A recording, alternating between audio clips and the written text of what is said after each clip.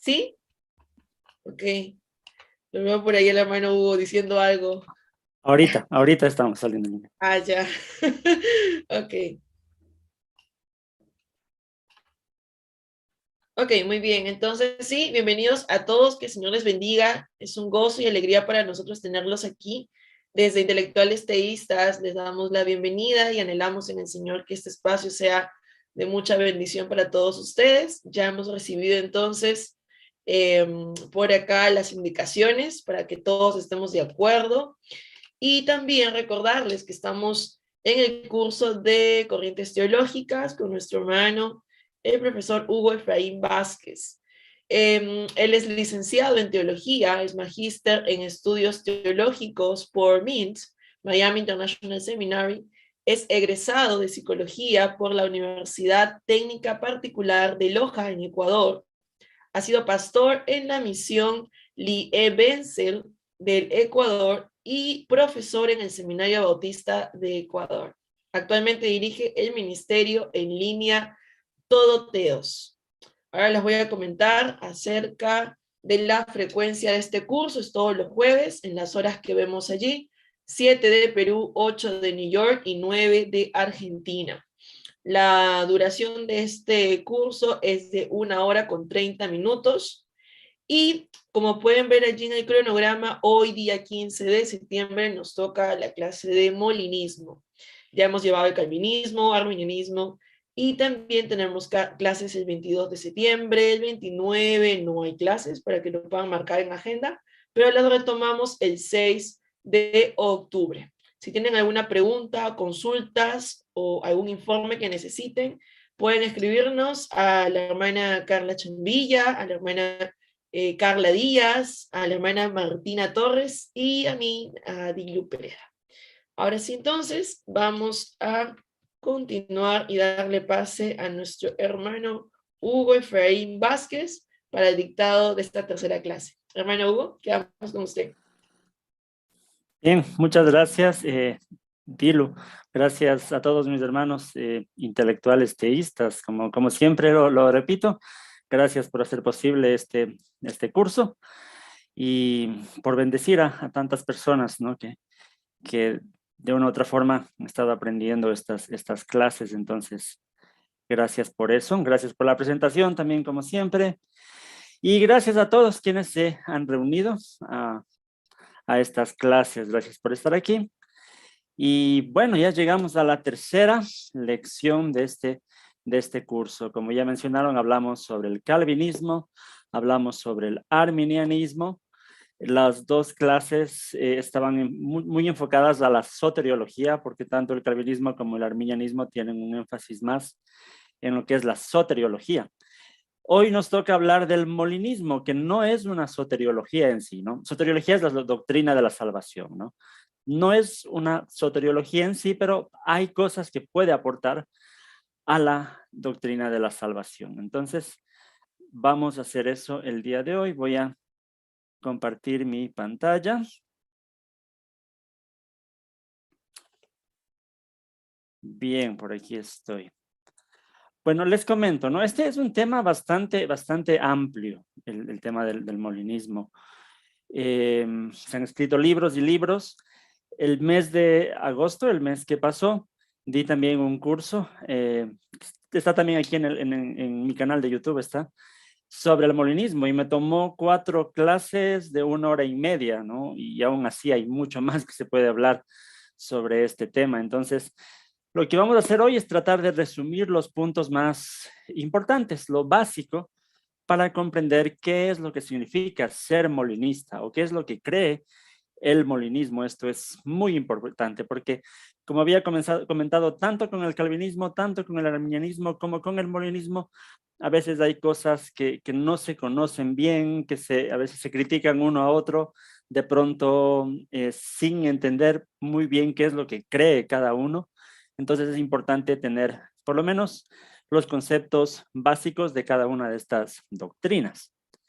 Bien, dicho eso, entonces empezamos y tanto como hicimos en las clases anteriores, tenemos que partir desde el origen de, de cada una de estas doctrinas, ¿no? Entonces, vamos a hablar Al inicio hablemos de un concepto, solo un concepto, un resumen de lo que es en realidad el molinismo y de lo que vamos a desarrollar en toda la clase. ¿Qué es lo que cree el molinismo? Lo que está escrito en su pantalla. Dice, Dios desde la eternidad y lógicamente antes de su decreto creativo, conocía cómo actuaría libremente cada ser humano que él pudiera crear en un conjunto diferente de circunstancias. Entonces, con base en este conocimiento, Dios puede crear un mundo en donde se cumpla lo que Dios quiere, pero sin necesidad de afectar la libertad de elección de los seres humanos, conservando así la soberanía de Dios y la responsabilidad humana en sus decisiones. Este sería un resumen de lo que cree el molinismo y es lo que vamos a desarrollar en toda esta clase, ¿no? En la actualidad está tomando bastante popularidad en la iglesia protestante. Ya vamos a ver que nace en la iglesia católica, hoy está tomando relevancia en la iglesia protestante también porque algunos teólogos reconocidos, entre ellos William Lane Craig, creo que uno de los que más ha popularizado.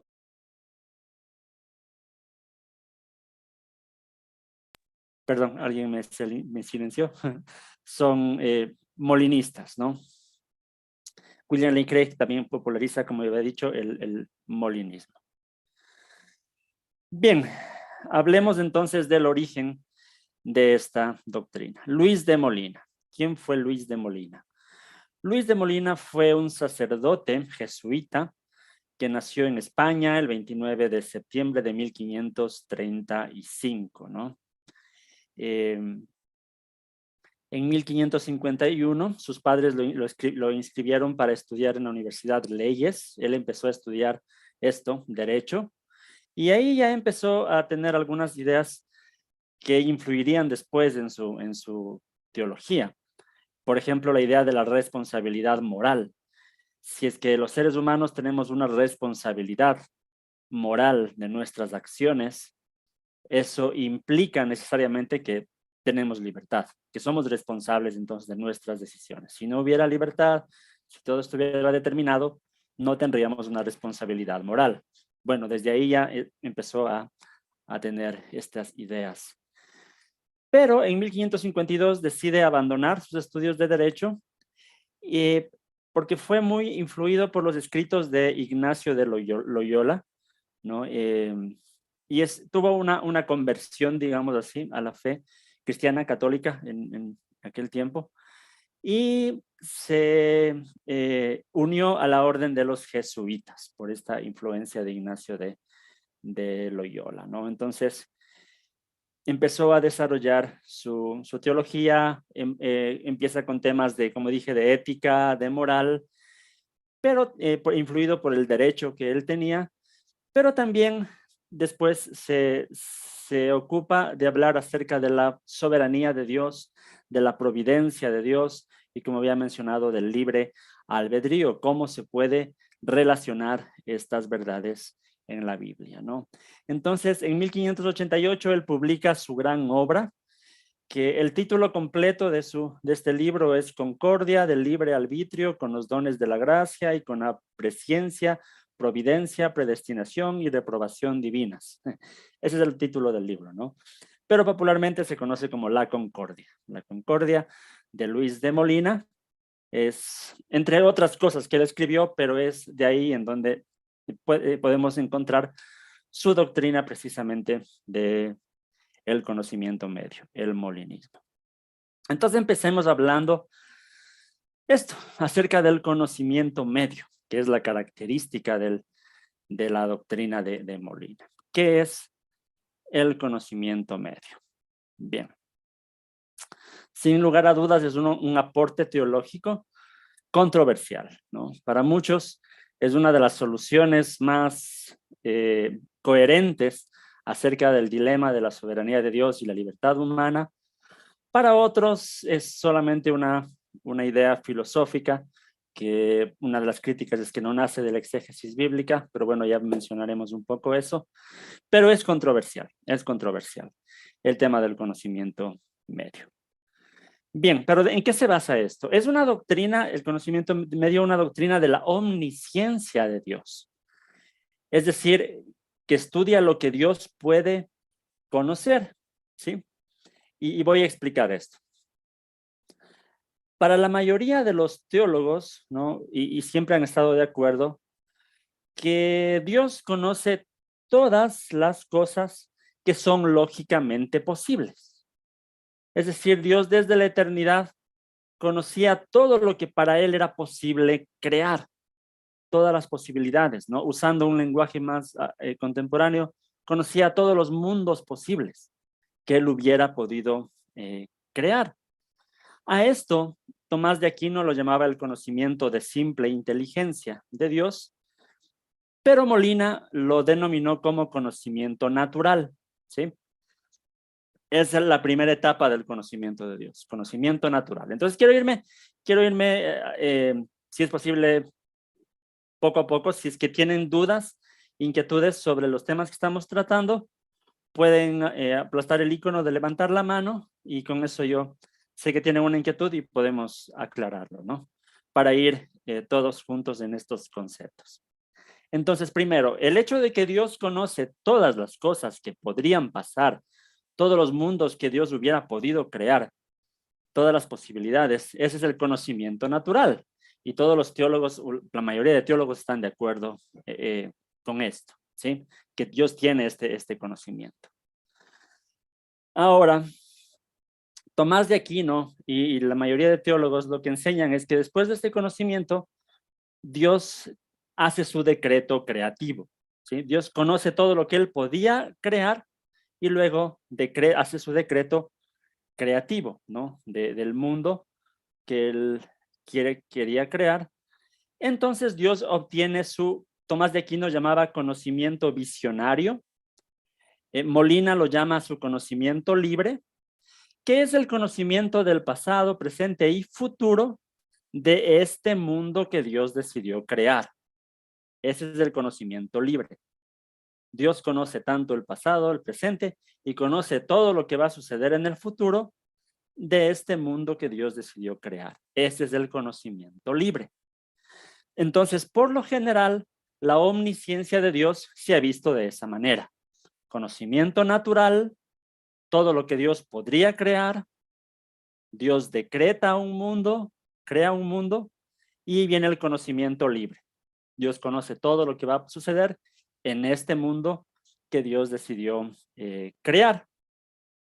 Ahí viene entonces el aporte de Molina. Molina se dio cuenta que Dios no solamente debía conocer todo lo que podría suceder, todo lo que Dios podría crear, sino Dios debía conocer todo lo que en realidad sucedería teniendo en cuenta las decisiones libres de los seres humanos, de los agentes libres que Dios ha creado, ¿sí? Es decir, en otras palabras más técnicas, Dios conocía el valor de verdad de los contrafactuales. Voy a explicar esto más detenidamente. ¿Qué es un contrafactual? Un contrafactual es una afirmación condicional en modo subjuntivo. Para poner un ejemplo, cuando enseñé este curso el mes anterior, yo ponía este ejemplo, ¿no? Para explicarlo. Una afirmación contrafactual es esta. Si mañana amaneciera lloviendo, Hugo Vázquez se quedaría en la cama y no iría a trabajar, ¿sí? Es una afirmación contrafactual porque no es real, ¿sí? Es un conocimiento hipotético, algo que podría suceder, ¿no? Si mañana amaneciera lloviendo, Hugo Vázquez se quedaría en la cama y no iría a trabajar. Dios conoce desde la eternidad. Lo que Di Molina dice es que Dios conocía desde la eternidad si esa afirmación era verdad o no. Dios conocía desde la eternidad si Hugo Vázquez iba a decidir libremente quedarse en la cama si el día de mañana amanece lloviendo, ¿sí? Eso es lo que Molina aporta, que desde la eternidad Dios sabía cómo cada ser humano respondería libremente en cualquier conjunto de circunstancias que Dios decidiera ponerla, ¿sí? Eso es el aporte de Molina. Y Molina lo que dice es que esto se diferencia del conocimiento natural, está más abajo del conocimiento natural y por eso toma el nombre de conocimiento medio, ¿no? Ya les voy a indicar en el gráfico. Pero esa es la idea. Dios desde la eternidad conocía cómo cada persona hubiera respondido libremente en cualquier mundo que Dios pudiera colocarlo, ¿sí? Y este conocimiento tenía que estar antes de su decreto creativo para que Dios pueda crear un mundo de acuerdo a su voluntad. Bien. Dice Jonathan, o sea, Dios crea todo de acuerdo a las decisiones de los seres libres que Él crea. Yo no lo diría de acuerdo a, porque Dios crea el mundo que Él quiere crear. En el molinismo, eso sí voy a enfatizar desde ya, hay una gran énfasis en la soberanía de Dios, que al final en el mundo que Dios crea se cumple en la voluntad de Dios en todo. Pero lo que trata de hacer el molinismo es afirmar que Dios puede hacerlo respetando e incluso utilizando las decisiones libres de los seres humanos, sin coartar la libertad de los seres humanos. Dios puede cumplir su voluntad, ¿sí? Entonces hay un sentido amplio, sí, de la soberanía de Dios en el molinismo, ¿no? Bien, pero ya vamos a seguir explicando. Solo estoy explicando esto del conocimiento medio. ¿Cuál es la base bíblica de que Dios conoce estos contrafactuales? Este es un ejemplo que siempre se usa, siempre se pone porque es muy claro al respecto, que lo voy a presentar aquí también. En 1 Samuel 23, los versículos del 9 al 13, dice: David se enteró de que Saúl tramaba su destrucción, por tanto le ordenó a Abiatar que le llevara el efod. Luego David oró: Oh Señor Dios de Israel, yo, tu siervo, sé muy bien que por mi culpa Saúl se propone venir a Keilah para destruirla. ¿Me entregarán los habitantes de esta ciudad en manos de Saúl? ¿Es verdad que Saúl vendrá, según me han dicho? Yo te ruego, Señor Dios de Israel, que me lo hagas saber. Sí vendrá, le respondió el Señor. David volvió a preguntarle: ¿Nos entregarán los habitantes de Keilah, a mí y a mis hombres, en manos de Saúl? Y el Señor le contestó: sí, los entregarán. Entonces David y sus hombres, que eran como 600, se fueron de Keilah y anduvieron de un lugar a otro. Cuando le contaron a Saúl que David se había ido de Keilah, decidió suspender la campaña. Bien, vemos aquí que David le consulta a Dios sobre algo que no había sucedido aún, ¿sí? Era, como dije, una afirmación contrafactual, porque no era real lo que estaba preguntando David, ¿no? Algo que podría suceder. Hace dos preguntas David a Dios. Le dice: ¿vendrá Saúl? Y la segunda es: ¿me entregarán los habitantes de Keilah en manos de Saúl? Entonces la afirmación contrafactual es: si Saúl viniera a Keilah, los habitantes de Keilah me entregarán en las manos de Saúl.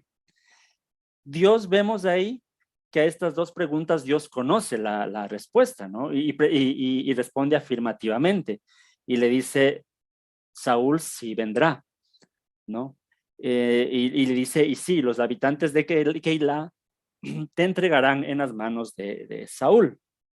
Entonces, esto no es solamente conocimiento del futuro. No es que solamente sabe el futuro Dios, porque estos dos asuntos de si Saúl venía o los habitantes de Keilah le entregaban, no sucedieron a la final. Entonces, no es un conocimiento del futuro, es un conocimiento contrafactual de algo que no ocurrió a la final, pero Dios sabía que si ocurría, eso iba a pasar. Ese es el conocimiento contrafactual que Dios tiene, ¿sí? Y lo que Molina dice es que este conocimiento contrafactual lógicamente tenía que ser antes de que Dios decrete crear este mundo, ¿no? Molina llega a esta conclusión y por eso Molina le llama a este conocimiento medio. Entonces, la estructura del conocimiento, de acuerdo a la perspectiva de Molina, era esto: el conocimiento natural, el conocimiento de Dios, de todos los mundos que podría crear, de todas las cosas que él podría crear, pero luego está el conocimiento medio, el conocimiento de aquellas cosas que en realidad sucederían, dadas ciertas circunstancias, con base en la libertad de las personas. Y de acuerdo a eso está el decreto creativo y viene el conocimiento libre, el conocimiento que tiene Dios del pasado, presente y futuro de este mundo que Dios decidió crear. Esta sería, por eso se llama conocimiento medio, porque está en el medio. Ojo que estos momentos del conocimiento de Dios no se refiere al tiempo, como que Dios pensara una cosa y después otra, sino es más bien una estructura lógica del conocimiento de Dios, ¿no? Entonces, bien, voy a leer una pregunta. Esto, ¿cómo se entiende a la luz de Romanos 9:11? Pues no había aún nacido ni había hecho. No entiendo el texto.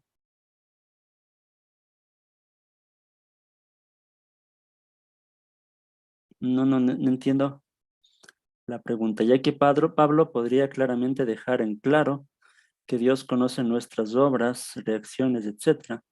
Sin embargo, no lo hace. O sea, entiendo que conoce todo, incluso lo que haríamos, pero no veo que bíblicamente eso genere algo en la elección de Dios. Pero todavía no hemos mencionado para nada la elección de Dios, ¿no? Yo creo que ahí hay un problema, y es que automáticamente muchas personas relacionan el molinismo con la soteriología. Y eso había comentado, y muchos que somos molinistas siempre comentamos, el molinismo en sí no es una soteriología. Ahorita estamos hablando de una doctrina de la omnisciencia de Dios, de lo que Dios conoce.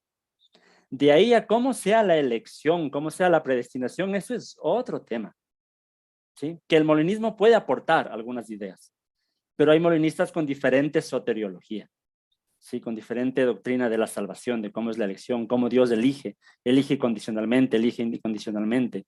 Ya voy a comentar un poquito más, pero ahorita mi idea es que tengamos claro lo que es el conocimiento medio, que Dios conoce desde antes del decreto creativo lo que cada persona hubiera hecho en diferentes circunstancias. Vimos la base bíblica, este texto, hay más textos que nos hacen ver que Dios conocía lo que hubiera pasado si las circunstancias eran diferentes. Simplemente estamos hablando esto, de la omnisciencia de Dios. Esto es el conocimiento medio, ¿no?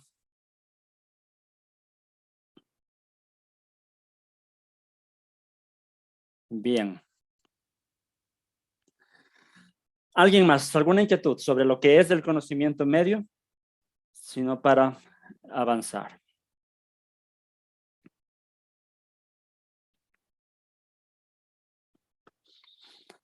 Tal vez para entenderlo un poco mejor esto, viene este gráfico de aquí.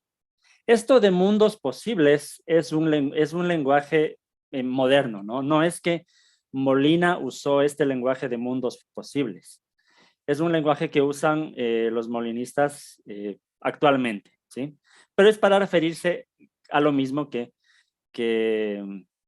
enseñaba Molina. Con base en el conocimiento natural, Dios conoce todos los mundos posibles que él podía crear. Todo lo que es los mundos posibles que Dios podía crear, eso es el conocimiento natural. Luego viene el conocimiento medio. En el conocimiento medio, Dios sabe que no todos los mundos posibles son mundos factibles. ¿Por qué? Porque hay mundos posibles que Dios pudiera crear, pero para poderlos crear tendría que afectar la libertad de los seres humanos. Entonces Dios decide no alterar la libre albedrío. Entonces hay mundos que son posibles, pero no son factibles.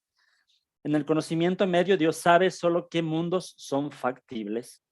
Y de los mundos factibles, Dios elige el mundo real, el mundo que Él decide crear, en donde se cumpla su voluntad, sin necesidad de afectar la libre elección. Dicen en el chat, o sea, el conocimiento medio es lógicamente después del conocimiento natural. Claro, por eso mismo lo decimos conocimiento medio, porque es lógicamente después del natural y antes del conocimiento libre, antes de crear este mundo. Voy a explicar un poco más con la ilustración que usé hace un momento. La afirmación esta. Si mañana amaneciera lloviendo, Hugo Vázquez se quedaría en la cama y no iría a trabajar.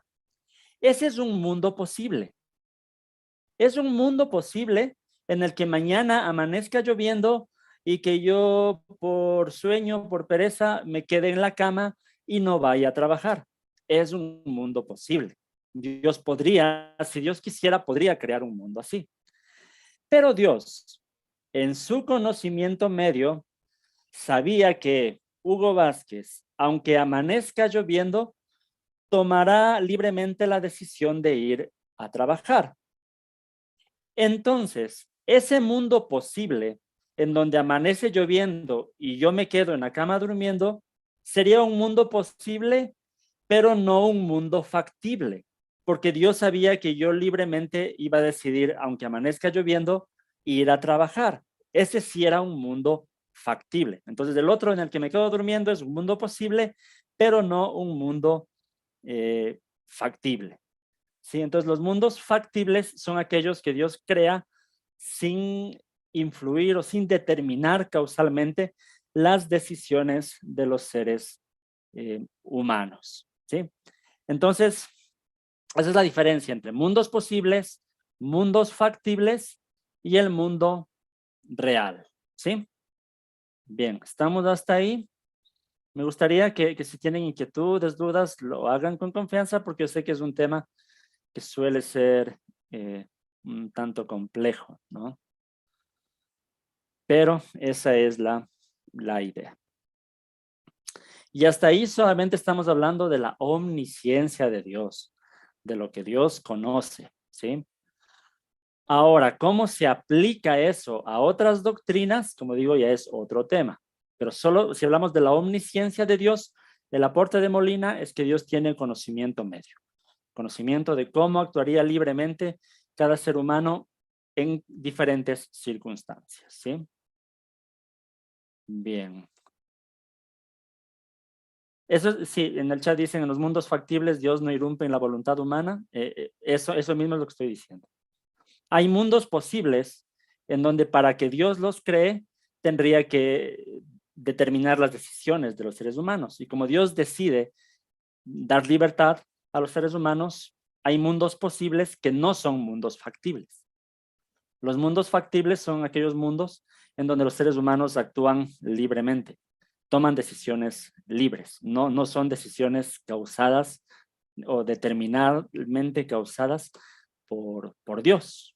¿Sí? Esos son los mundos factibles. Y de todos los mundos factibles, Dios puede elegir un mundo real en donde se cumple su voluntad, donde Dios sigue siendo soberano y controlando cada aspecto de la existencia humana sin necesidad de controlar las decisiones de los seres humanos. Recordemos que para Molina este hecho de tener libre albedrío era clave, porque si no el ser humano no sería responsable de sus acciones, no tendría una responsabilidad moral de su pecado, por ejemplo, ¿no?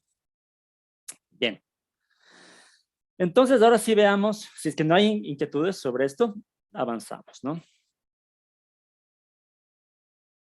Dice Ricardo, basados en la libertad humana, Dios determina los mundos factibles.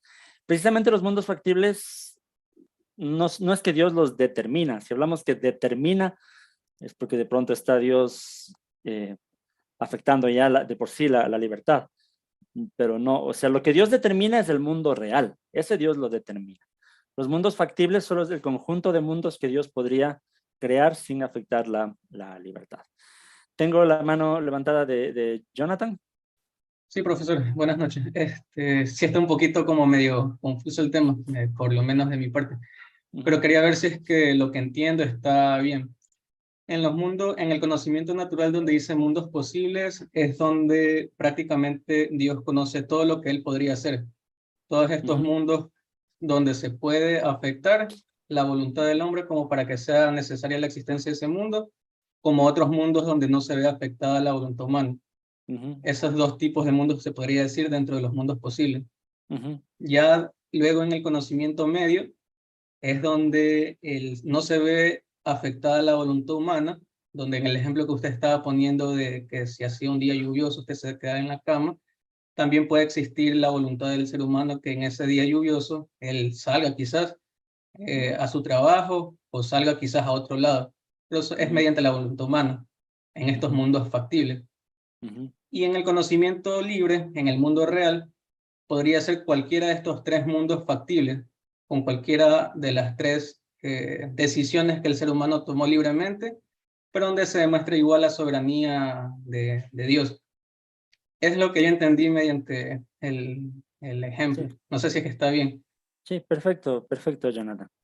El mundo real es del conjunto de mundos factibles, que puede ser un conjunto ilimitado también, ¿no? Aquí para el gráfico son tres, pero Claro. había un montón de decisiones. Si mañana amanece lloviendo, yo podía quedarme en la cama, podía levantarme y tomarme un café, podía levantarme, ir a trotar, o sea, había un montón de opciones. Y Dios conoce de todas esas opciones cuál yo hubiera tomado libremente. Entonces ahí descartamos un montón de mundos posibles.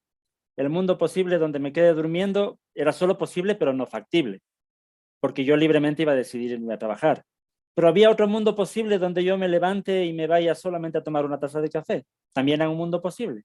Pero como Dios sabía lo que yo iba a decidir, no era un mundo factible, porque Dios hubiera tenido que forzar mi decisión para hacer eso, para crear ese mundo.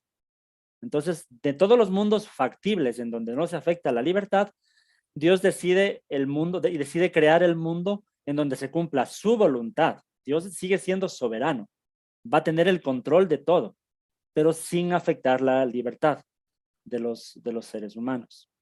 El mundo en donde cada ser humano decida lo que Dios quiere que decida. Esa sería la idea, pero sin ser Dios quien determine la decisión del ser humano. Que el ser humano decida libremente. O sea, es como que en el molinismo Dios es soberano utilizando la libertad del ser humano. En otras perspectivas deterministas, Dios es soberano a veces moviendo la voluntad del ser humano. En el molinismo, Dios es soberano usando la libertad del ser humano, usando sus decisiones libres. ¿Sí? Ese es más o menos. No sé si ahí está más claro, Jonathan. Sí, Pero sí, lo que muchas comentaste gracias. sí es verdad. Sí. Sí, sí, ya ahí me quedó mucho más claro. Gracias. Ok. George Fares. Sí, buenas noches. Buenas noches. Gracias, profesor, una vez más.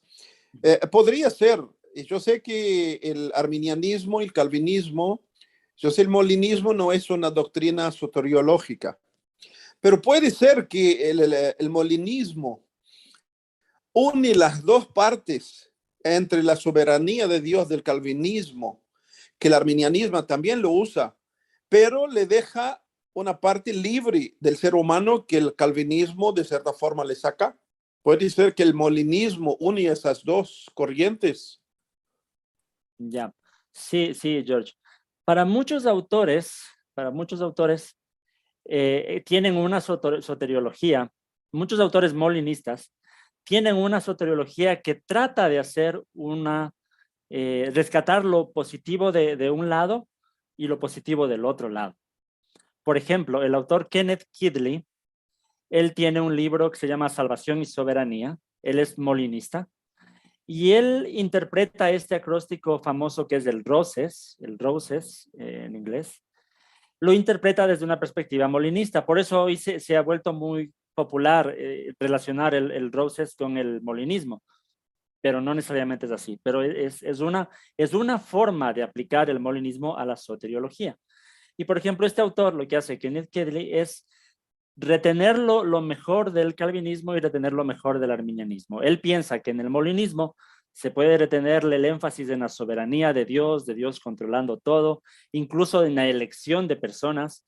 Kenneth Kedley habla de una elección incondicional, como en el calvinismo, porque incluso esa era la posición de Molina mismo. Molina hablaba de que Dios elige a las personas incondicionalmente.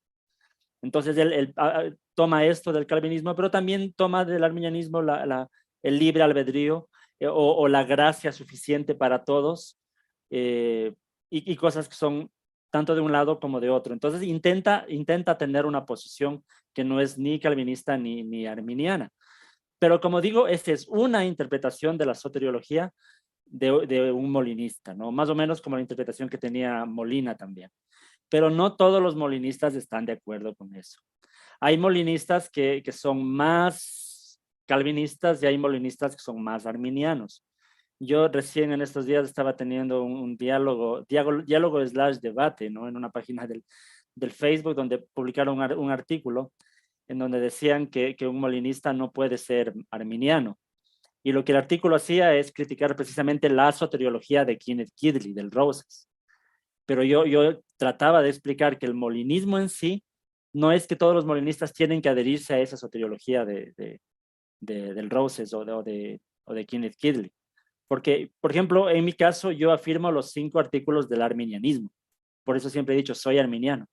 Pero también creo en el conocimiento medio. Pues también soy molinista. En temas como la providencia de Dios y todo esto, soy molinista. Entonces, creo que sí se puede ser eso. Pero, como tú dices, George, también se podría tomar lo mejor de los dos lados y tener una posición media, también por medio del molinismo. Sí, disculpa extender poquito mi posición. Lo que pasa es que hay un lugar intermediario entre el calvinismo y el arminianismo que muchas personas, incluso en mi caso, respeto los dos, tengo gran admiración por los dos, solo que no puedo aceptar en la totalidad de los dos. Y me veo más inclinado en el molinismo, que me permite hacer un puente entre los dos sin abrazar las dos en su totalidad. Sí, eso es lo que intenta hacer el Roses.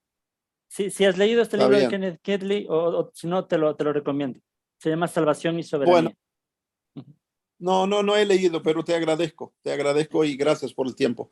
Ok. O también yo tengo toda una lección, porque en el curso que di el mes anterior, una lección se llamaba, era sobre el molinismo y la soteriología también. Pueden buscarlo en mi canal de YouTube. Pero bien, avancemos ahora. Gracias por las inquietudes. Ahora, ¿cómo se puede aplicar la doctrina del conocimiento medio? Como dije, ya es otra cosa. Una cosa es la doctrina de la omnisciencia de Dios, que Dios tenga conocimiento medio. Ahora vienen las aplicaciones. Y obviamente la principal aplicación del conocimiento medio es en la providencia. Creo que tengo una pregunta en el chat. Creo que ya respondí esto, ¿no? De los mundos posibles y los mundos factibles. Por poner un ejemplo, ¿no? Hace unas semanas atrás, el hermano Melvin me contactó y me dijo que si quería dar este curso para los hermanos intelectuales teístas. Yo podía decir que sí o podía decir que no. Entonces, había un mundo posible en donde yo diga que no.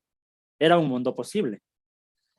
Pero Dios, como quería que yo dé este curso con los hermanos intelectuales teístas, decidió actualizar este mundo, que sí era un mundo factible, porque Dios sabía que yo libremente iba a aceptar que sí lo iba a hacer. El mundo posible en donde yo me iba a negar era un mundo posible, pero no era un mundo factible, porque yo hubiera tenido que forzar mi voluntad para que no lo haga. Entonces, sí, bueno, y así se podrían seguir dando muchos ejemplos. Pero precisamente se trata de este tema de la providencia. Molina siempre fue consciente de que en la Biblia hay 2 clases de textos, ¿no? Los textos que hablan del control providencial de Dios sobre su creación, eso es indiscutible, ¿no? Es indiscutible que Dios tiene el control de todas las cosas. En la Biblia hay un conjunto de textos que hablan de esto, pero también Molina era consciente de todo el conjunto de textos que hablan también de la responsabilidad moral de los seres humanos y de la capacidad que tienen los seres humanos para tomar sus propias decisiones. Entonces, claramente es como que había ahí una dificultad. Y es lo que el conocimiento medio le ayuda a Molina a encontrar una solución, ¿no? Porque en la Biblia tenemos textos como este que está en la pantalla de Hechos 4:27, donde dice: en efecto, En esta ciudad se reunieron Herodes y Poncio Pilato con los gentiles y con el pueblo de Israel contra tu santo siervo Jesús, a quien ungiste para hacer lo que de antemano tu poder y tu voluntad habían determinado que sucediera. ¿Sí? Es interesante este texto, ¿no?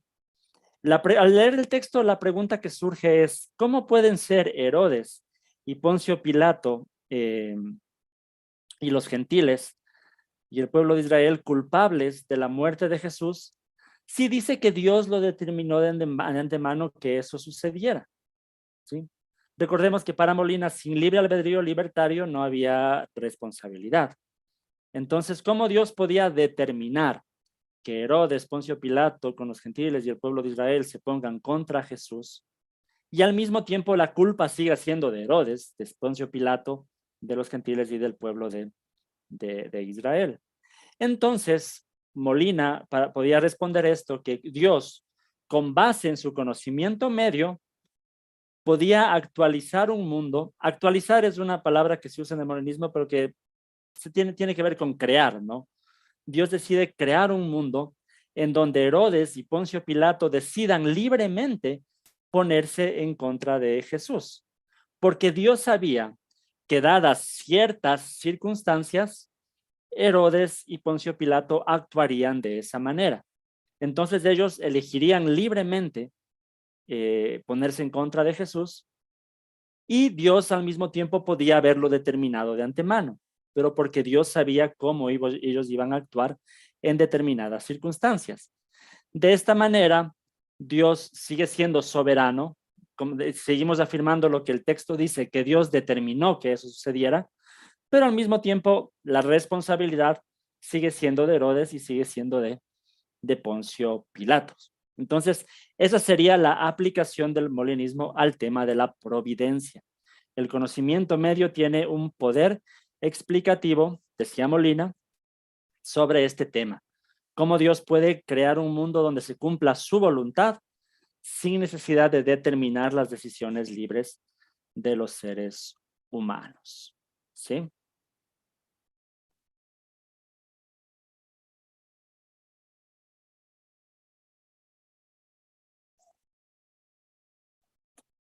Tengo una pregunta, dice, es que esa diferencia entre la posibilidad y la factibilidad podría comprender, pero como que no me llega señal en mi cerebro de cómo entender el salto de que algo es factible al mundo real. O sea, sería un acto de providencia de Dios que modifique las circunstancias de la factibilidad.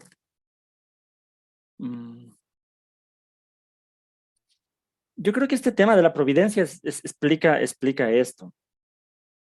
Dios quería que, o sea, Dios en su decreto, en su soberanía, él había determinado que Herodes y Poncio Pilato se pongan en contra de Jesús.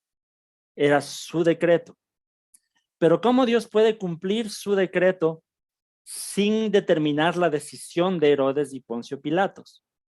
Lo que dice el molinismo es precisamente eso, que como Dios sabía en qué circunstancias Herodes y Poncio Pilato actuarían de esa manera poniéndose en contra de Jesús, Dios podía de alguna manera ponerlos a ellos en esas circunstancias para que ellos libremente se pongan en contra de Jesús y al mismo tiempo se cumpla entonces la voluntad de Dios y Herodes y Poncio Pilato sigan siendo responsables de sus acciones.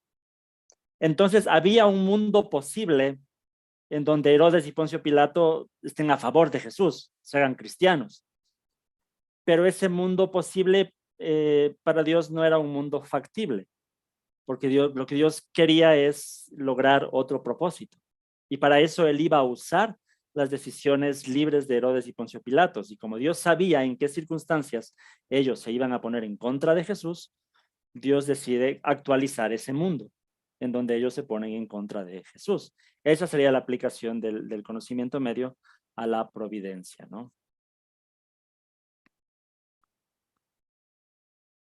Sí, como dice William, Dios mueve las circunstancias a tal punto que nosotros optemos por decidir lo que Dios quiere cumplir. Sí, a veces eso se suele malentender un poco y es como que Dios está de alguna forma manipulando nuestras decisiones por medio de las circunstancias. Pero lo que Dios está haciendo es usando nuestras decisiones porque sabe que en ciertas circunstancias actuaríamos así. No es que Dios manipula. Una de las cosas que hay que entender también en el molinismo es que la libertad implica que siempre el ser humano tenía la posibilidad de hacer lo contrario. Es decir, Herodes y Poncio Pilato tenían la posibilidad de hacerse cristianos, de hacerse seguidores de Jesús. O sea, Dios nunca coartó, ni por medio de las circunstancias, Dios coartó esa libertad. Por eso ellos son responsables de su decisión. Tenían la opción de hacerse cristianos. O sea, estaba disponible para ellos esa decisión. Simplemente que Dios sabía que no lo iban a hacer. Entonces, eso es diferente a pensar que Dios está manipulando las decisiones de las personas, ¿no? La omnisciencia o el que Dios conozca algo no significa que Dios esté manipulando las decisiones, ¿no?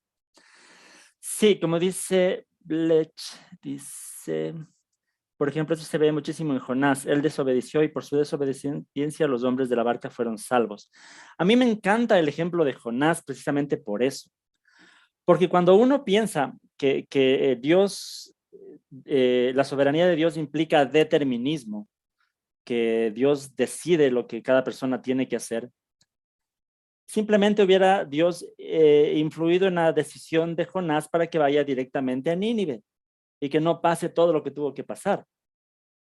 Pero Dios no decretó la decisión de Jonás, por eso es que Jonás libremente decidió irse mejor a Tarsis. Pero ¿cómo Dios logró que Jonás vuelva a Nínive? No lo logró determinando la decisión de Jonás. Lo logró por medio de una tormenta que asustó a las personas del barco, por medio de que las personas del barco le lancen al mar, que en el mar le rescate, le coma un gran pez y que Jonás se arrepienta en el vientre del pez. O sea, lo que Dios usó fueron las circunstancias. Dios, la historia de Jonás, al contrario de lo que muchos piensan, de que a veces eso implica determinismo, lo que hace la historia de Jonás es más bien mostrar que Dios, por medio de las circunstancias, puede lograr su propósito, no necesariamente influyendo directamente en la decisión de Jonás. Eso es lo que se explicaría mejor el tema del conocimiento medio, ¿no? Bien, entonces hasta ahí. Vamos con otra parte. O solo que sobre la providencia hay alguna inquietud más, pueden levantar la mano, no hay problema. Porque la principal aplicación del molinismo es en la providencia. ¿Sí? No es... de ahí, como dije, la soteriología es otro tema, ¿no?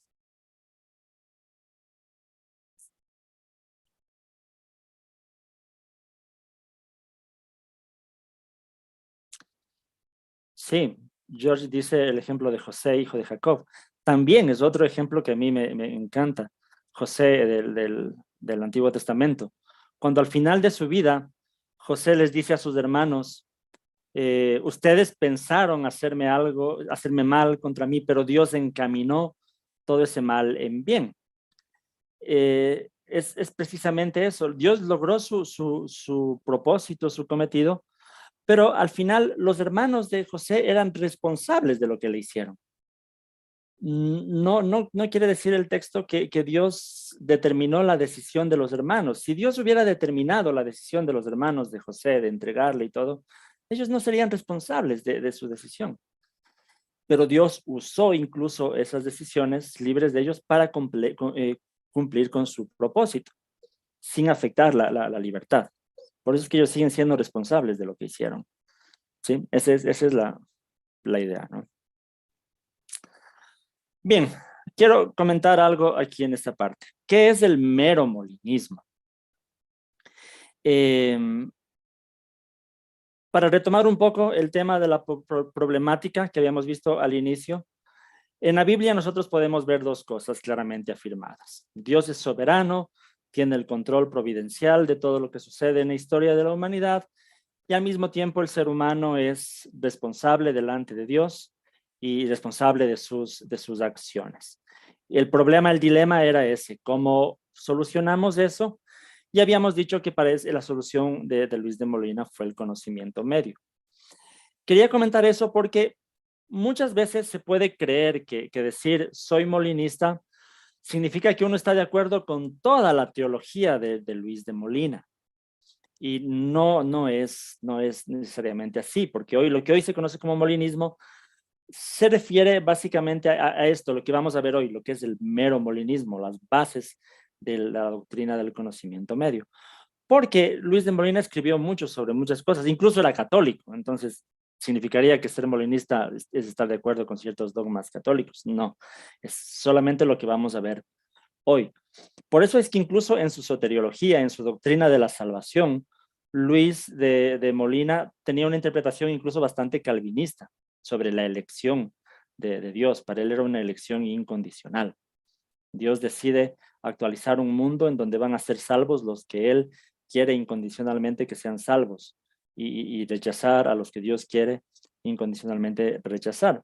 Decreta las circunstancias de esa manera. Pero esa era la posición de Molina sobre la soteriología, ¿sí? Lo aclaro porque siempre hay este tema de que cuando alguien habla del molinismo, inmediatamente se lo relaciona con la soteriología, con la doctrina de la salvación, y no necesariamente es así. Por eso quiero aclarar hoy lo que es el mero molinismo. Bien, vamos a ver, y está aquí la foto de este autor, él es Tim Stratton, porque él escribe precisamente un libro que se lo conoce como el mero molinismo. Él usa este término mero molinismo haciendo referencia al término que usa C.S. Lewis para referirse al mero cristianismo. Él dice que hay ciertas cosas que son básicas, ciertas afirmaciones básicas que nos unen a todos los cristianos, y eso es el mero cristianismo. Entonces, Tim Stratton escribe este libro precisamente para mostrar lo que es el mero molinismo, lo que uno tiene que creer para ser molinista, ¿sí? No tiene nada que ver con soteriología y todo eso, ya vamos a ver. Entonces, primero, Dios es soberano. Uno tiene que comprender que Dios controla todas las cosas, ¿no? Hay textos como Isaías 46:9 que dice: recuerden las cosas pasadas, aquellas de antaño. Yo soy Dios y no hay ningún otro. Yo soy Dios y no hay nadie igual a mí. Yo anuncio el fin desde el principio de los tiempos antiguos, lo que está por venir. Yo digo, mi propósito se cumplirá y haré todo lo que deseo. Del oriente llamo al ave de rapiña, de tierra distante al hombre que cumplirá mi propósito. Lo que he dicho haré que se cumpla, lo que he planeado lo realizaré. Escúchenme ustedes, obstinados de corazón, que están lejos de la justicia. Mi justicia no está lejana, mi salvación ya no tarda, estoy por traerlas. Concederé salvación a Sión y mi esplendor a Israel.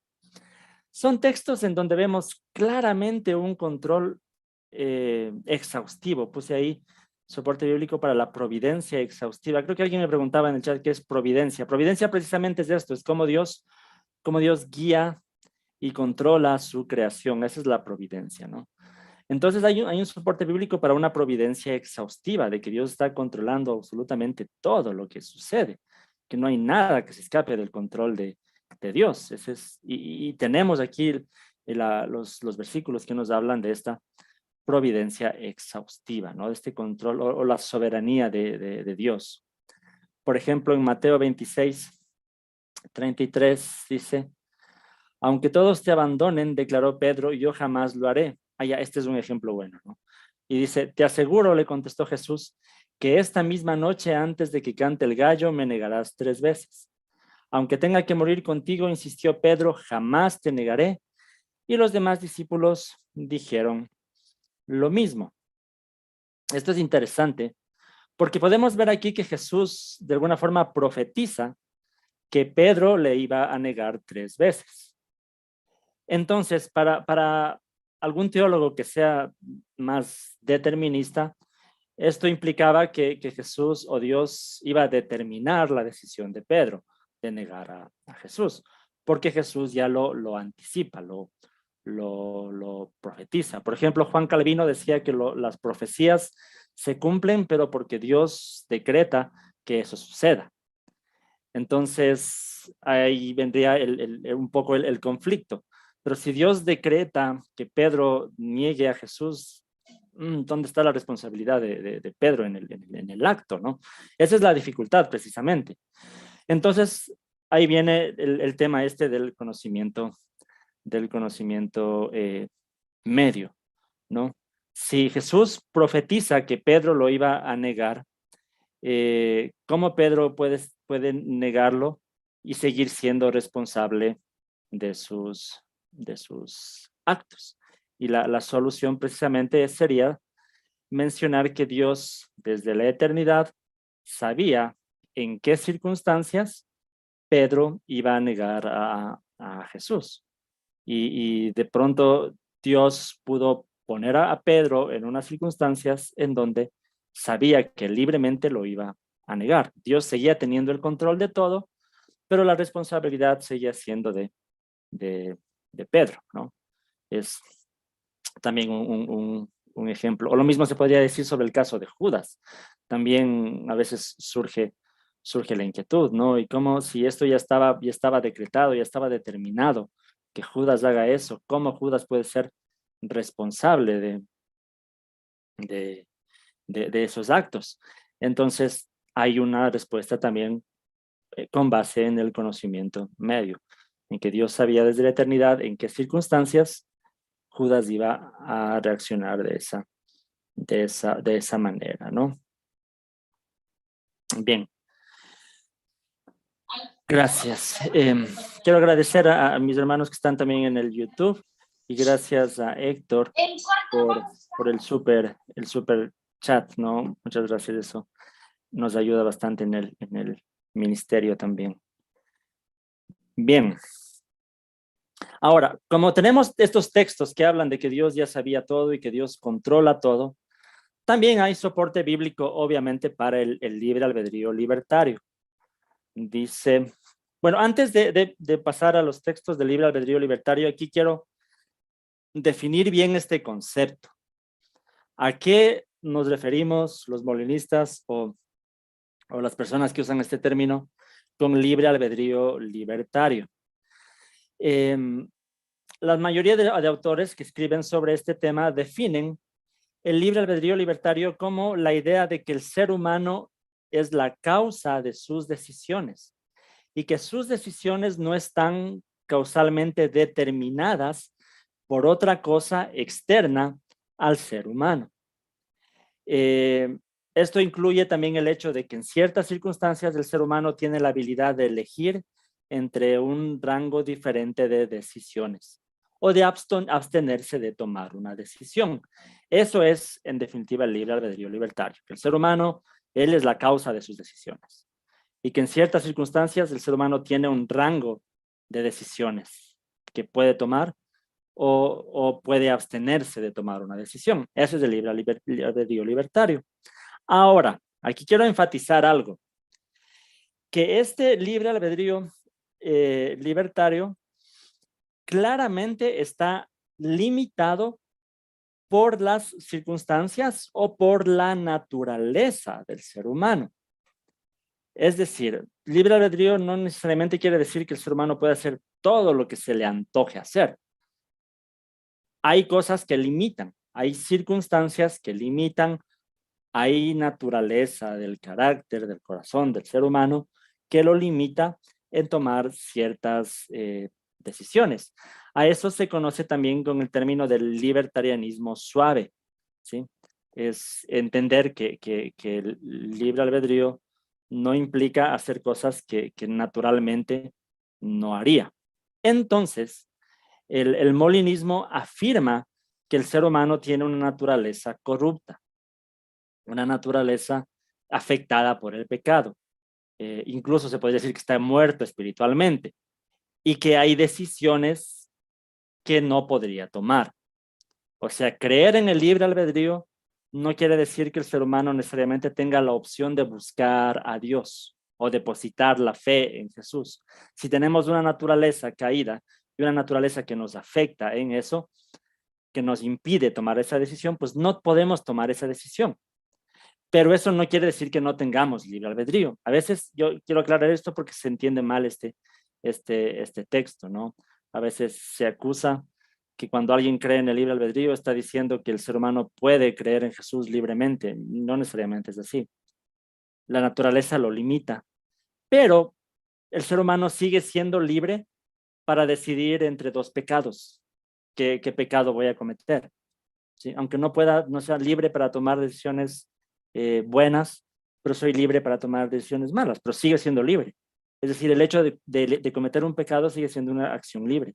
Sigo siendo libre para decidir qué ropa me voy a poner en la mañana. Sigue siendo una decisión libre, ¿no? Entonces, cuando hablamos del libre albedrío libertario, estamos hablando de que el ser humano es libre, pero de acuerdo a su naturaleza, y a sus circunstancias. ¿Sí? Aclarando eso, queremos mostrar que la Biblia sí habla de que el ser humano tiene cierta responsabilidad. Por ejemplo, en 1 Corintios 10:13 dice: ustedes no han sufrido ninguna tentación que no sea común al género humano, pero Dios es fiel y no permitirá que ustedes sean tentados más allá de lo que pueden aguantar. Más bien, cuando llegue la tentación, Él les dará también una salida a fin de que puedan resistir. Este texto claramente dice que por lo menos los cristianos en una situación de tentación tienen la opción de pecar o tienen la opción de no pecar. Dios dice, si es que ustedes pecan, ya es su responsabilidad, porque yo les estoy presentando también una salida. Entonces el texto dice que el cristiano tiene la opción de pecar o tiene no pecar. O sea, por lo menos el cristiano tiene libre albedrío, libertario, incluso en el tema del pecado, ¿no? Entonces, y bueno, ahí podemos hablar muchos textos que no creo que los copié, pero, por ejemplo, Proverbios 1:23 dice: respondan a mis reprensiones y yo les abriré mi corazón, les daré a conocer mis pensamientos. Como ustedes no me atendieron cuando les llamé, ni me hicieron caso cuando les tendí la mano, sino que rechazaron mi consejo y no acataron mis reprensiones. Es decir, todo texto en donde Dios está haciendo al ser humano responsable de sus acciones está mostrando que las decisiones del ser humano son libres, ¿no? En Deuteronomio, no recuerdo el texto que dice: decidan hoy, ¿no?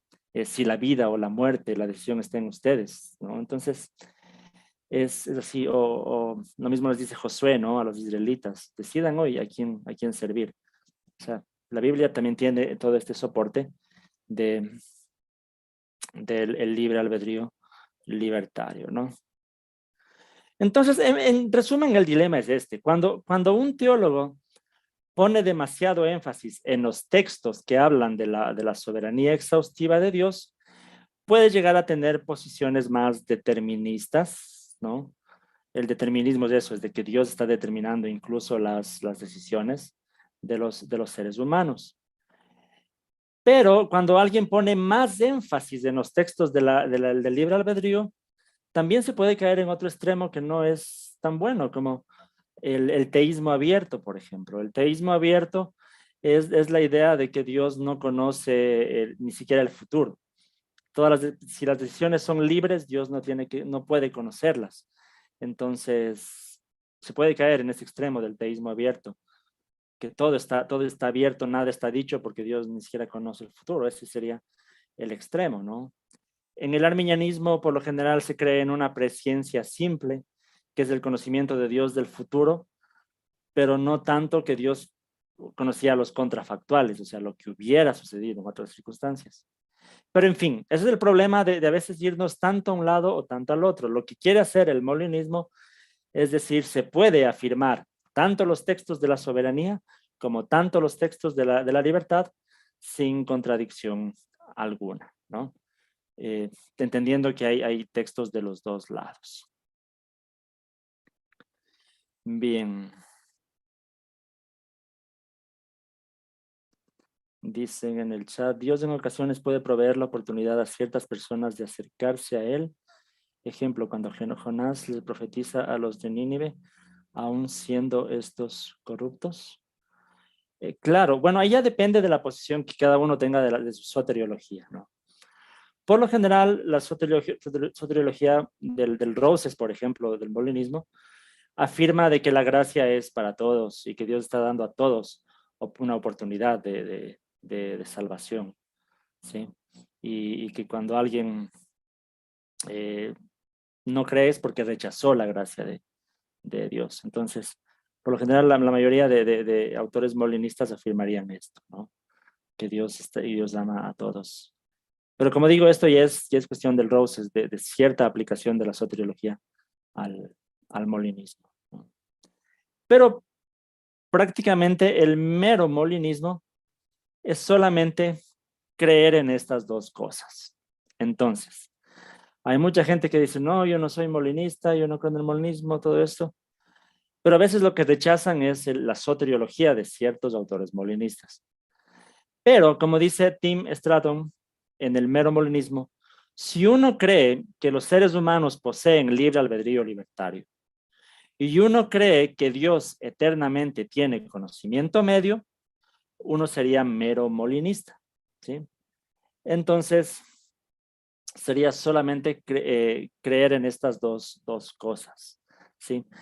A partir de esto, las aplicaciones que cada uno le dé para diferentes ámbitos, ya los autores pueden diferir en eso. Como digo, pueden diferir incluso en las aplicaciones que esto se dé para la salvación. Pero básicamente esto sería el mero molinismo, ¿no? Aceptar estas dos afirmaciones. No sé si hasta ahí alguien quiere comentar algo, tiene alguna pregunta para cederles el micrófono, porque hemos hablado de muchas cosas y quiero que todo esté quedando claro, ¿no? Si tienen preguntas, háganlas en este momento. Yo sé que es un tema complicado. En el chat dicen, en el molinismo el nuevo nacimiento viene antes de creer o se cree y luego se nace de nuevo. Entonces, eso es lo que yo estoy comentando. El molinismo en sí, este mero molinismo, no es una soteriología. Este tema de si el nuevo nacimiento o regeneración es antes o después de la fe, es un tema de la soteriología. Entonces, Molina pudo haber tenido su soteriología.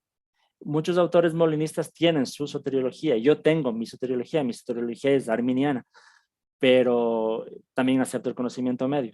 Entonces, este tema de que si se cree o no se cree, ya depende de la soteriología que tenga cada persona. El molinismo no tiene mucho que aportar sobre esto, ¿no? Pero yo diría, la mayoría de autores molinistas creen que la regeneración debería ser luego de la fe.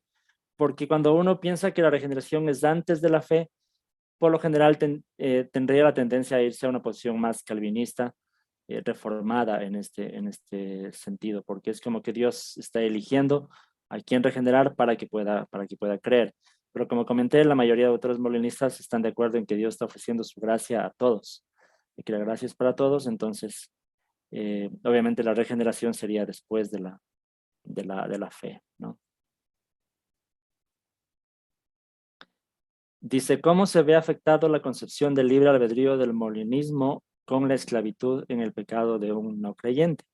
Es precisamente lo que comenté hace un momento. El libre albedrío libertario no significa que el ser humano puede hacer cosas que están fuera de su naturaleza. El libre albedrío libertario o libertarianismo suave, como mencioné, afirma que el ser humano puede hacer lo que su naturaleza le permite hacer. Entonces, un ser humano no creyente que está caído, está esclavo al pecado, como dije, no puede hacer lo bueno porque su naturaleza lo ata al pecado, pero sigue teniendo libre albedrío porque sigue con la capacidad de elegir qué pecado va a cometer, por ejemplo, ¿no? Sino en nuestra experiencia diaria, nosotros vemos que hay muchas personas no cristianas, pero no todos son tan malos como podrían ser. No todos son ladrones, no todos son asesinos, no todos son violadores. es porque sigue, aunque no tengan la capacidad de por sí solos de ir a Dios, pero tienen la capacidad todavía de tomar otro tipo de decisiones, ¿no? Ahora, ojo que en el molinismo nunca se descarta también el hecho de que la gracia de Dios es la que está moviendo a las personas, ¿no? Pero lo que hace la gracia de Dios es precisamente capacitar a las personas que puedan tomar ciertas decisiones. Entonces, por eso es que el molinismo no tiene nada que ver con lo que es el pelagianismo. Si alguien estuvo aquí en la primera clase que tuvimos sobre el calvinismo, hablamos un poco en el contexto de lo que era el pelagianismo, el semipelagianismo, que es la creencia de que la naturaleza humana no está afectada por el pecado y que el ser humano sigue teniendo la capacidad de creer en Dios, pero eso no afirma el molinismo, ¿no? Lo que siempre se necesita de la gracia de Dios. El libre albedrío, como dije, no significa que el ser humano pueda hacer cosas que están contra de su naturaleza, ¿sí? Es como, yo quisiera volar, tengo ganas de volar, pero no puedo volar porque mi naturaleza no me permite volar. Entonces, pero eso no quiere decir que no sea libre. Soy libre para hacer otras cosas, pero mi naturaleza no me permite volar. Entonces, eso también con esclavitud del pecado. Si tengo una naturaleza caída que me esclaviza a pecar, no puedo hacerlo bueno, pero soy libre para tomar otro tipo de decisiones, ¿no? Esa es la idea, ¿no? Bien. Entonces, como había comentado, esto es las bases del mero molinismo. De ahí, como cada uno lo aplica a la soteriología, ya es independientemente, ¿no? Como les había comentado, yo les puedo referir a todo el curso que di el mes de agosto sobre el molinismo. Ahí tuvimos 4 clases de 1 hora y media cada clase. Ahí precisamente hay una clase entera del molinismo y la soteriología, en donde hablamos precisamente de la aplicación del molinismo a la doctrina de la salvación también, ¿no? Solo quería comentar al final lo que Tim Stratton escribe para defender un poco por qué cree que Dios tiene conocimiento medio. Tim Stratton dice esto, ¿no? Si Dios es omnipotente, Él puede crear seres humanos libres a su imagen y semejanza. O sea, nadie niega que si Dios es omnipotente, tiene la capacidad de crear seres humanos libres, ¿no? A su imagen y semejanza. Si Dios es omnisciente, Dios tiene un conocimiento perfecto sobre cómo actuaría cada ser humano libremente, incluso antes de crearlo. Eso es conocimiento medio. Lo que dice Tim Stratton, si Dios es omnisciente, ¿cómo Dios no puede saber desde antes de crear al ser humano cómo él actuaría libremente en diferentes circunstancias?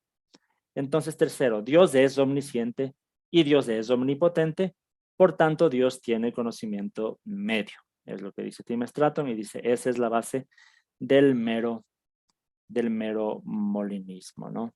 Entonces, bueno, esto sería en resumen, ¿no? Yo sé que hay muchas objeciones sobre este tema, que es muy complejo y muy largo tratarlo. Sé que para muchos a veces suena como una idea más filosófica, no mucha Biblia, no mucha exégesis. El tema es que es muy largo para quedarnos con todos los textos bíblicos.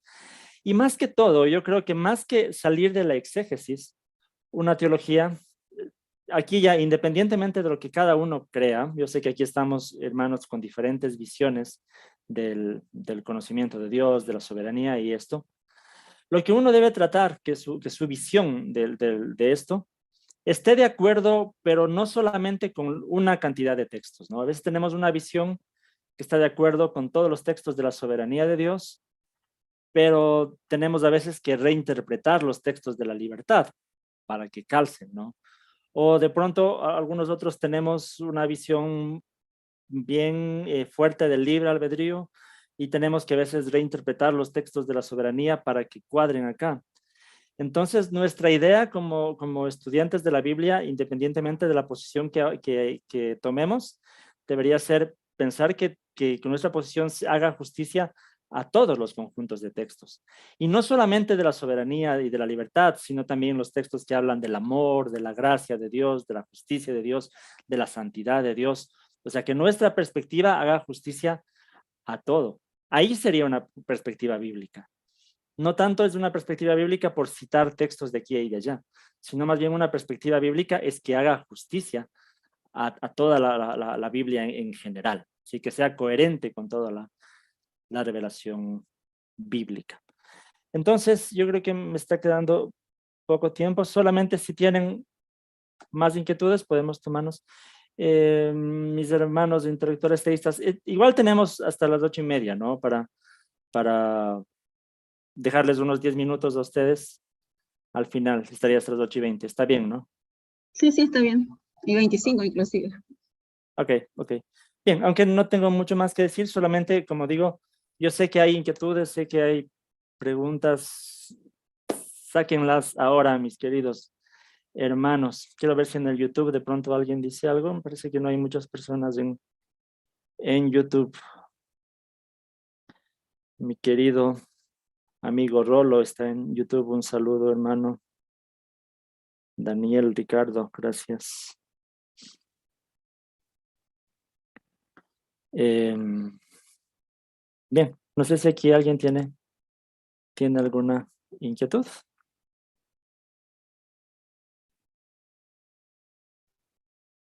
Ya, Leonardo dice quiénes son los principales defensores del molinismo. Ya, Luis de Molina. Esto es interesante. Quien origina todo esto o de quién sale todo esto fue Luis de Molina, obviamente la obra de él se llama La Concordia. También la pueden encontrar en mi página web, ¿no? Yo en cada clase les recomiendo.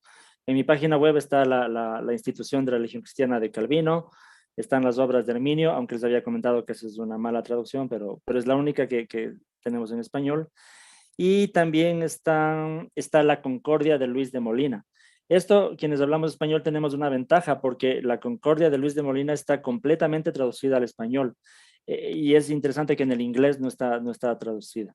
Nosotros tenemos esa ventaja. ¿Sí? Igual en mi página web se pueden descargar. Es todoteos.com, ¿no? Ahí se pueden descargar la Concordia de Luis de Molina.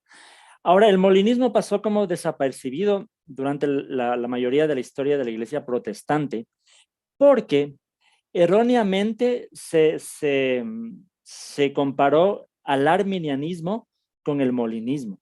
Entonces, la iglesia reformada, cuando rechazaron el arminianismo o en el sínodo de Dort, ellos pensaban que al rechazar el arminianismo también estaban rechazando el molinismo.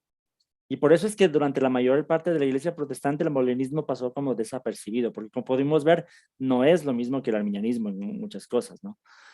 Pero fue rescatado recién, creo que hace unas décadas, no sé si es por los 70s, que este filósofo Alvin Plantinga llega a las mismas conclusiones de Luis de Molina, no necesariamente por Luis de Molina, pero llega a estas mismas conclusiones del conocimiento medio para hacer una defensa. Él quería hacer una defensa del origen de la maldad o del problema del mal, y lo hace por medio del conocimiento medio también. Entonces empieza Alvin Plantinga, después obviamente tenemos a William Lane Craig, que ha sido uno de los más grandes apologistas en este tiempo y que también afirma el molinismo, incluso como herramienta apologética para precisamente este problema del origen de la maldad, del molinismo. Y tenemos a un autor que se llama Kirk McGregor, que es uno de los más grandes expertos en cambio en la vida de Luis de Molina, y está precisamente Tim Stratton, que está aquí a mi espalda. Él también es uno de los defensores actuales del molinismo, quien escribe este libro sobre el mero molinismo, ¿no? O Kenneth Kidley, que ya les comenté, que escribe este libro Salvación y Soberanía, que es un estudio del Roses desde una perspectiva molinista, ¿no? Bien.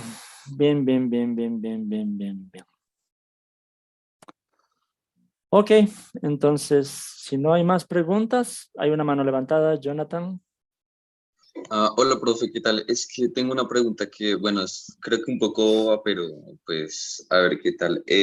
Sabemos que el hombre está hecho a imagen y semejanza de Dios, entonces no tendría cierta potencia para actuar hacia la voluntad de Dios o acercarse a él de cierta forma.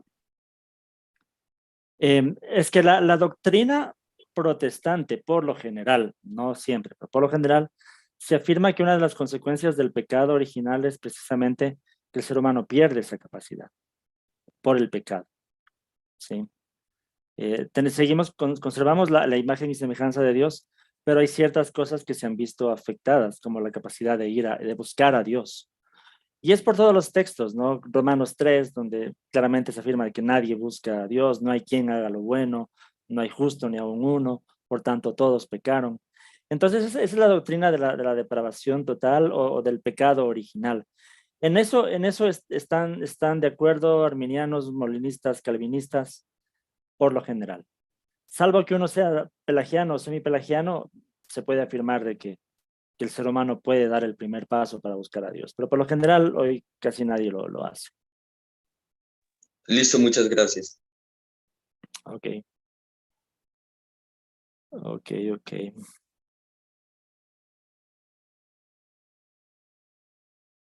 Bueno, si no hay más preguntas, cedo el paso a mi hermana Tilu. Hay una pregunta más. Nicolás y George. No, tenemos unos minutitos Entiendo todavía. usted de pronto, no sé si, bueno, usted debe conocer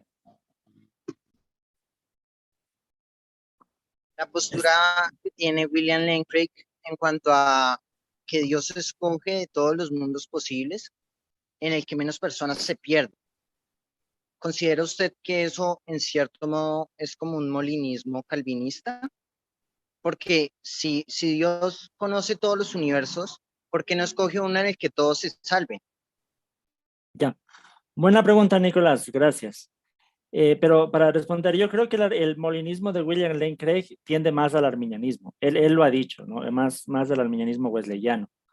Y es por la siguiente razón, no tanto calvinista, porque hay un mundo posible, ojo con esta explicación, hay un mundo posible en donde nadie se pierde. La pregunta ¿es ese un mundo factible?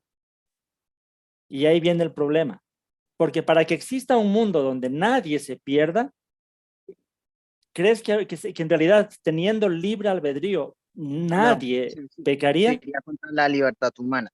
Entonces, Exactamente. un mundo posible donde todos se salven es un mundo posible, pero lastimosamente no es un mundo factible. Entonces, lo que dice Craig es que teniendo en cuenta también la misericordia y la omnisciencia de Dios y el amor de Dios, Dios decide actualizar el mundo factible en donde la mayor parte de personas sean salvas. ¿Sí? Entonces, como digo, tiende más al arminianismo más que al calvinismo. Porque más bien es como que Dios por su gracia quiere que todos se salven, pero lastimosamente no es un mundo factible, porque por el libre albedrío muchos van a rechazar. ¿Sí? Entonces eso es lo que dice William Lane Craig. Dios elige actualizar el mundo en donde hay el mejor balance entre salvos y perdidos. ¿Sí? ¿Estamos, Nicolás? Sí. Pero me gustaría que hiciera una distinción entre mundos factibles y mundos posibles, porque yo sé que no todos están como relacionados con la terminología. Sí, pero esto ya lo explicamos al inicio, entonces no sé si estuviste. Por eso yo les decía, un mundo posible es el mundo en que todos se van a salvar. Dios podría crear ese mundo. Pero para poder crear ese mundo tendría que afectar la libertad de todos, porque si tenemos libre albedrío, a la final alguien iba a pecar en algún momento. Entonces, es un Sí, mundo yo lo posible, comprendo. pero no es un mundo factible. Un mundo factible es el que Dios puede crear sin afectar la libertad. Entonces, tal vez un mundo factible en donde todos se salven sea un mundo con 2 o 3 personas, que al final no era un mundo óptimo para Dios. Entonces, lo que dice William Lane Craig es que es el mundo más óptimo que Dios decidió crear. ¿Sí? Avancemos un poquito. George, ¿tienes una pregunta?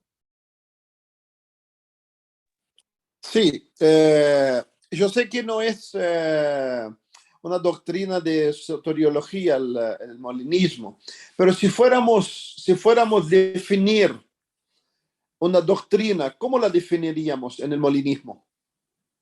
Porque después de todo eso surge una base para una idea de salvación del molinismo, aunque no es, pero surge.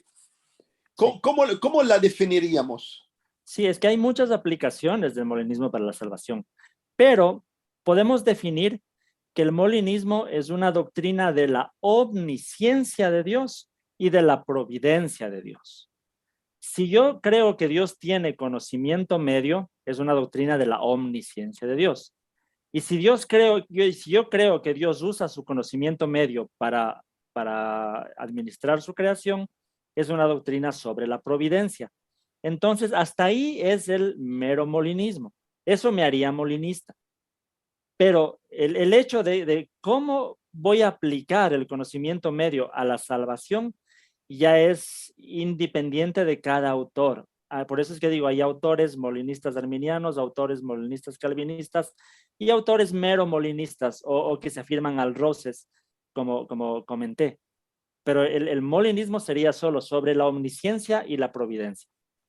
Y con aplicaciones. Se puede tener muchas aplicaciones para la salvación, pero cada uno lo va a aplicar de forma diferente. No es la misma la soteriología de Molina, en donde él creía en una elección incondicional, que lo que a veces ha propuesto el mismo Craig. Craig propone una idea que se llama la condenación transmundial, que tal vez no se afirma directamente con eso, pero dice es una opción, que las personas que se pierden en este mundo real, Dios sabía que se perderían en cualquier mundo posible. Entonces eso se llama la condenación transmundial. Es una opción soteriológica, que a la final se condenan, pero se condenan porque Dios sabe que lo hubieran rechazado en cualquier otra circunstancia. Es una opción, ¿no? Pero no digo que así sea y que todos los molinistas afirmen eso. Kir MacGregor no afirma la condenación transmundial, Luis de Molina no la afirmaba. Para Luis de Molina, Dios decidió crear un mundo donde los que él quiere se salven y los que él quiere se condenen. Tenía una interpretación casi como Calvino. Entonces, por eso digo, las aplicaciones que se den del molinismo a la soteriología ya dependen de cada autor, ¿no? Pero básicamente el molinismo es sobre la omnisciencia de Dios y sobre la providencia. Nada más. Y para poder dar espacio a todos, Chris Mailink, por favor. Sí, buenas noches. Yo tengo una pregunta acerca del punto número 1 donde dice, él puede crear seres humanos libres a su imagen y semejanza. ¿A qué se referiría cuando dice imagen y semejanza? A la libertad.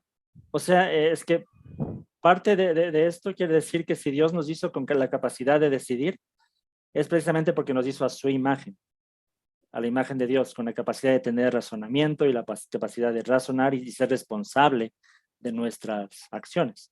Entonces el libre albedrío sería parte de la imagen y semejanza de Dios. Y lo que dice ahí es que Dios tiene el poder de crear personas libres. Eso simplemente. Gracias. Bien, yo creo que ahí ya se nos fue el tiempo. Entonces, mi hermana Dilu, le dejo y gracias a todos. Gracias, hermano Efraín. Y bueno, creo que todos están con muchas ganas de preguntar.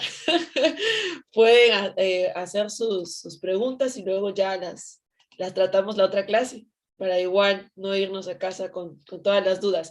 Bueno, ahora sí, le damos las gracias definitivamente, hermano Hugo, por todo el tiempo, la paciencia, el conocimiento que el Señor le ha dado para compartirnos, y a todos por estar aquí. Y voy a darle pase a mi hermana Carla Chambilla para el sorteo de este momento. Carlita.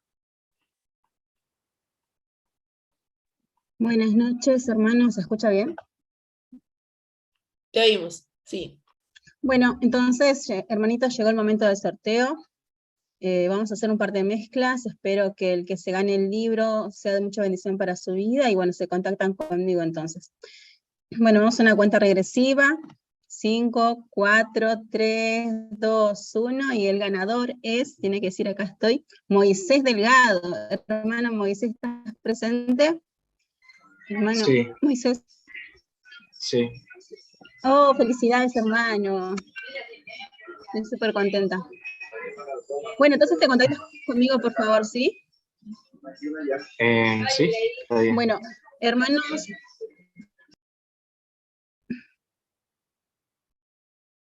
Genial, felicidades, hermano Moisés. Bueno, sacamos una fotito, ¿les parece?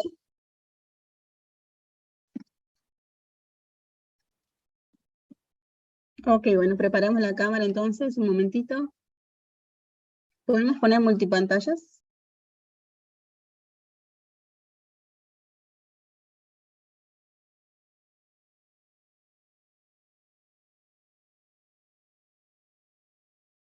de 3 entonces, hermanos. 3, 2, sonrían, que soy los ama. 1. Pueden